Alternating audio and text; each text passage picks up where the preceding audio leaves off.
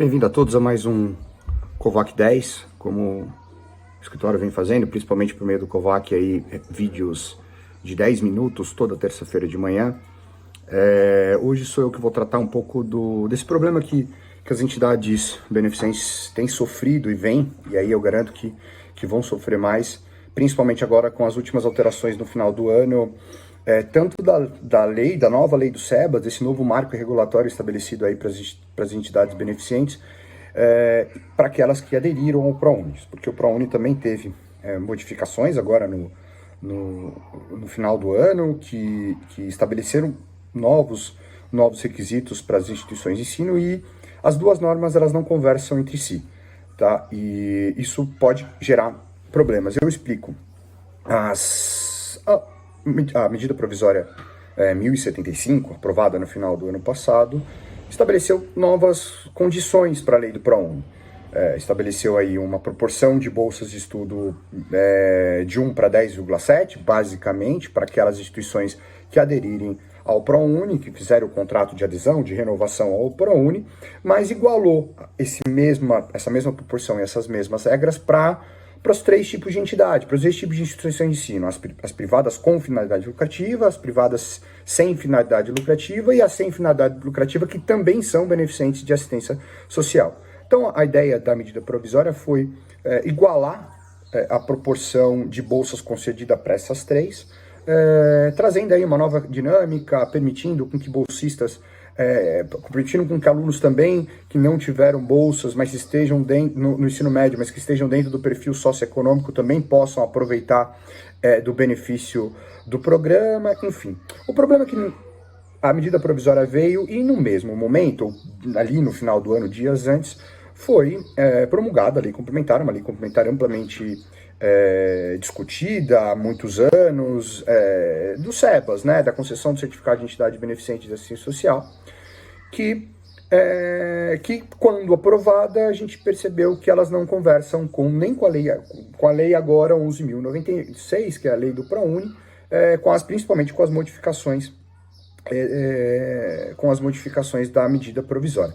Aí eu explico que, de cara, a lei complementar tem uma grande falha, tá? Porque quando ela trata das instituições de ensino superior aderentes ao ProUni, primeiro, tudo bem, ela faz uma remissão à própria lei 11.101, faz remissão ao artigo 11 da lei 11.096, da lei do ProUni. Então, lá no artigo 21 da lei complementar, ela diz que aquelas instituições que aderirem ao ProUni na forma do artigo 11 da lei 11.096 deverão cumprir alguns critérios. Esses critérios são importantes, eu já destaco aqui, porque a gente teve uma caretada do Congresso Nacional que a gente vai discutir mais para frente. Mas o que nos importa agora é que tem essa remissão ao artigo 11 da lei 11.096, mas depois no artigo 47 a própria lei complementar revoga o artigo 11. Então a gente não entendeu como é que a lei faz uma remissão ao artigo 11, mas ela mesmo revoga esse próprio artigo. Então, claramente, temos aí é impossível. Tanto que se você abre a lei 11.096 no site do Planalto, o artigo 11 está lá, revogado pela lei complementar 187.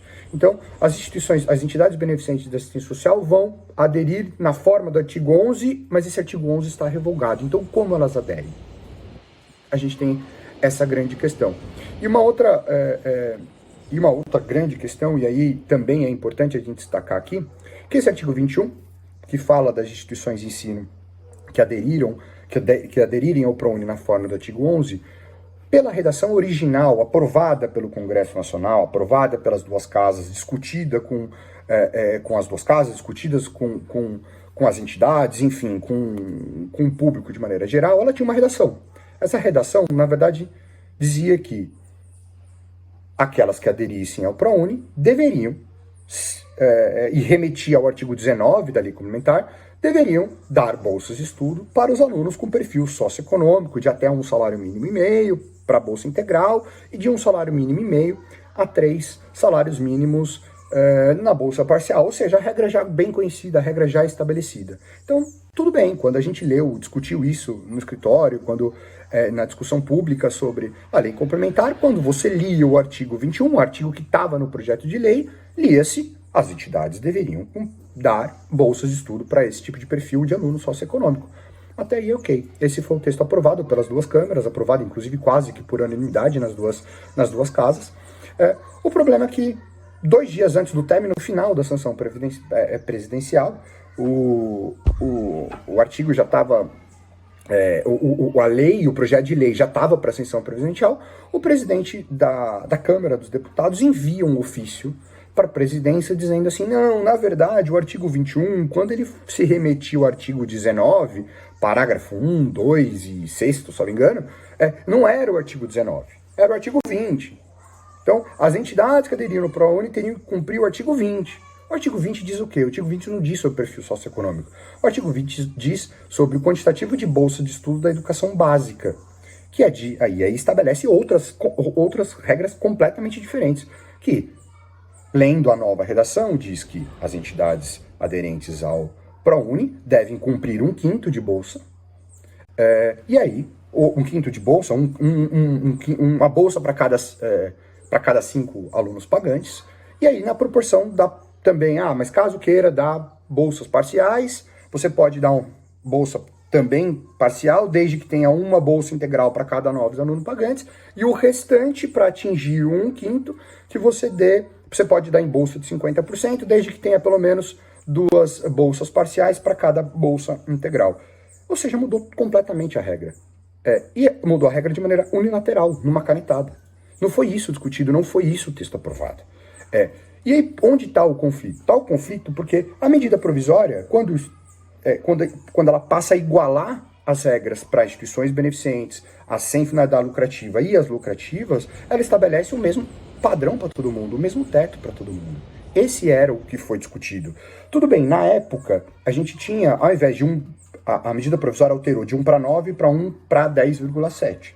Mas na época, quando se discutiu, falou, não, beleza, as entidades beneficentes que aderiram ao ProUni vão ter que dar 1 para 9 de bolsa.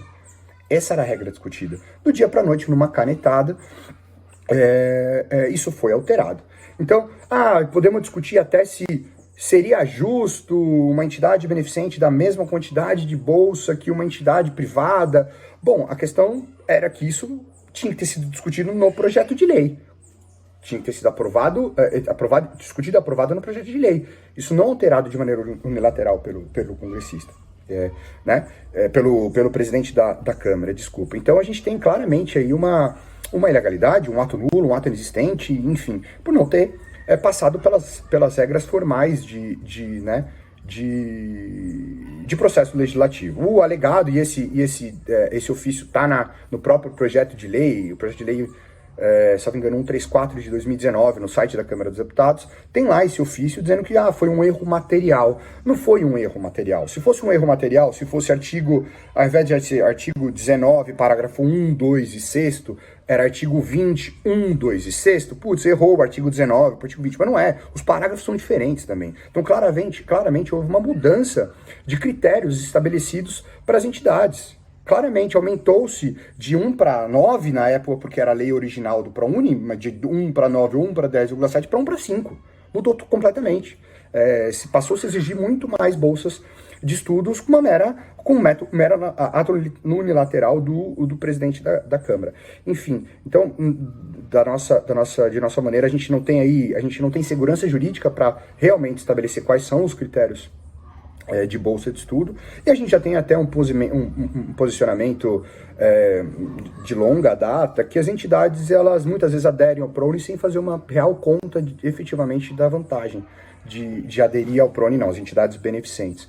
De fato, a lei complementar, e tanto a lei 12.101, estabelecia uma quantitativa de bolsa maior para as entidades que não aderissem ao ProUni, ao invés de 1 para 4, ao invés de 1 para 5, 1 para 4.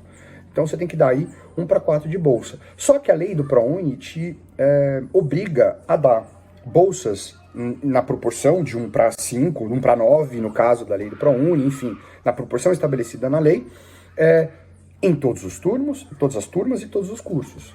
O que traz aí uma gestão do ProUni mais difícil, porque você tem que efetivamente completar de bolsa para todos os seus turnos e cursos. Já a lei complementar agora 187 de 2021, ela não determina esse mesmo proporção. Então uma entidade ela pode dar as bolsas de estudo em cursos que para ela sejam mais vantajosos, seja por exemplo, nos cursos que dão mais um lucro menor, ou que tem um custo menor, ou que, por exemplo, não preencha vagas, então você tem um curso que não preenche vagas, então você libera para a bolsa de estudos nesses cursos. E nos cursos que você tem preenchimento total, que você tem talvez uma margem maior, você acaba não ofertando, tá? Então, as entidades têm que fazer uma conta. Primeiro, a gente tem uma questão de segurança jurídica, não se sabe efetivamente qual é o quantitativo de bolsas de estudo que tem que ser exigido caso você seja, que você tem que ser concedido, ofertado, caso você seja aderente ao ProUni, em função de todos esses problemas legislativos e de próprio teor da lei, e principalmente uma questão própria de gestão mesmo, de o que é mais vantagem. Acho que as instituições também têm que fazer essa conta e verificar se vale a pena ou não ficar no ProUni. Então, semana que vem a gente também vai tratar mais um pouco de outros aspectos da lei complementar, que tratou aí de diversas modificações e critérios para concessão do certificado de entidade beneficente de assistência social para imunidade, para usufruir imunidade de contribuições sociais.